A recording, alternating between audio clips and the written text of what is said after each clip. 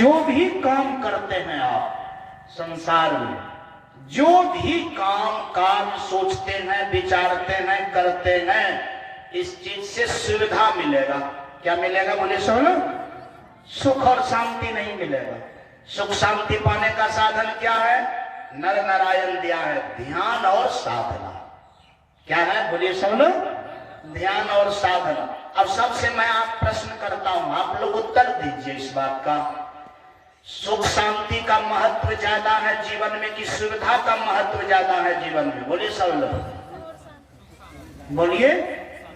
सुख शांति का महत्व क्या है? ज्यादा है। शांति का महत्व सबसे ज्यादा है। अगर संसार में सबसे कीमती चीज है दुनिया में कोई, तो उसका नाम क्या है? बोलिए सब लोग, शांति। सबसे कीमती चीज अगर संसार में है तो उसका नाम क्या है? शांति। सुखे शांति के लिए लोग सुविधा को भी जुटाता है, लेकिन लोग जितना सुविधा को जुटाता है सुख शांति उसका उतना दूर भाग जाता है। बात समझ में आ रही है? जैसे आप सुविधा के चक्कर में रहिएगा तो रात दिन सुविधे के विषय में सोचिए रहिएगा, और सुविधे को टटोलते टटोलते आपका जीवन क्या हो जाएगा? खत्म हो जाएगा। कितना आदमी बिल्डिंग बनाता है, बनाते बनाते बूढ़ा हो जाता है, रहबोन करता है तब तक में मर जाता है। लोग सुविधा जुड़ते जुड़ते उसका जीवन क्या हो जाता है? खत्म हो जाता है। अब कहते हैं लोग जमीन लेते लेते लेते मर जाता है। अब ये सोचता है कि ये जमीन लो लोगे तो बेसी सुख होते, फिर वो सोचता है वो जमीन ले लेंगे तो बेसी सुख होगा। अब लेते लेते मर जाता है, सुख सुविधा कभी हुई नहीं पाता है। सुविधा को भी जुटाने में उनका समय क्या हो जाता है? लेस हो जाता है। आइए देखिए, यहाँ पर कहा जाता है कि अगर सुख चाहते हैं तो रास्ता को थोड़ा बदलना भी चाहिए। ऐसी बात नहीं है कि सिर्फ सुविधा के पीछे काम नहीं कीजिए, सो बात में काम कीजिए, लेकिन उस काम को कुछ छांट करके सुख शांति के लिए भी क्या करना चाहिए? काम करना चाहिए। यानी ध्यान भी करना चाहिए, भजन भी करना चाहिए। वो है सुख शांति को पाने का रास्ता।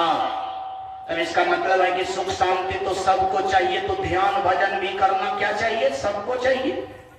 अगर सुख शांति सबको चाहिए तो ध्यान भजन भी सबको चाहिए। ये बात कौन कह रहा है?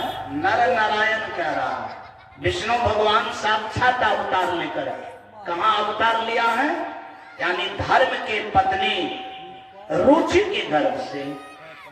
तो यह बात से यह स्पष्ट होता है कि सब आदमी को ध्यान और भजन क्या करना चाहिए? करना चाहिए। उसके लिए समय निश्चित किया गया है। उसके लिए समय निश्चित है कि हर मनुष्य को कम से कम 2 समय ध्यान भजन करना चाहिए। कितना समय? 2 समय। यानी संध्या बेला में सबको ध्यान भजन करना चाहिए। संध्या बेला 2 बार आता है 24 घंटा में, एक बार सुबह में, एक बार शाम में। एक बार सुबह में, दूसरा बार शाम में। संधि बेला का तात्पर्य होता है जहां 2 बेला का मिलन होता है, उसी बेला का नाम है संधि बेला। जहां 2 बेला का मिलन होता है, जैसे सुबह में रात मतलब शाम और सुबह बेला का क्या होता है? मिलन होता है। यानी रात्रि जाती है, दिन का क्या होता है? शुरुआत होता है। उस चीज के मिलन को संधि बेला कहेंगे। एक बेला हुआ सुबह में संधि बेला, और दूसरा बेला है शाम में। कि शाम में यानी कौन बेला का मिलन होता है? दिन जो है वो समाप्त होता है, रात्रि का क्या होता है? शुरुआत होता है। उसका भी वो 2 बेला का मिलन होता है, उसका भी नाम संधि बेला। आइए मैं क्या कह रहा था कि संधि बेला में सबको क्या करना चाहिए? भजन करना चाहिए। संधि बेला सुबह में और शाम में। जैसे संधि बेला सबसे टॉप क्लास का होता है। संधि बेला सबसे, जैसे शाम में 6 बजे कि जब ये समाप्त होता है ये कथा, तो समझिए संधि बेला में समाप्त होता है। सूर्य का जो अस्त होने लगता है वही संधि बेला है। उन समय में ध्यान भजन करना चाहिए। सुबह में सूरज जब उदय होने पर होता है, उस बेला में क्या करना चाहिए? ध्यान करना चाहिए। दो बेला सुख और शांति को पाने का सर्वश्रेष्ठ समय है, यानी सबसे सुंदर समय है।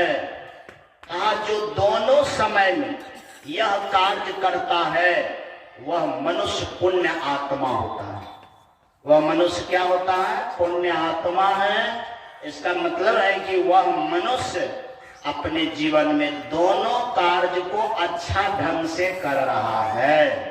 सुख शांति पाने वाला कार्य और सुविधा पाने वाला कार्य। आज मनुष्य का अधिकतर मनुष्य केवल सुविधा को ही उपार्जन करने में रह जाता है, सुख शांति वाला काम जीवन में एक को बार नहीं कर पाता। ऐसा भी व्यक्ति है जिनको भर जीवन में सत्संग से कभी मतलब नहीं रहा, ध्यान भजन से कभी मतलब नहीं रहा। ऐसा भी मानव कोई कम नहीं है, बहुत ज्यादा है ना? बहुत ज्यादा, बहुत ज्यादा है। इसका मतलब है कि उनको इस बात का ज्ञान नहीं है कि सुविधा किसको कहते हैं, शांति किसको कहते हैं। इसी बात को बताने के लिए नर और नारायण के रूप में भगवान को आना पड़ा।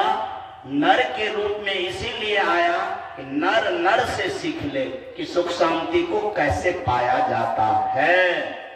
इसलिए सब आदमी मेडिटेशन सीखिए, ध्यान सीखिए।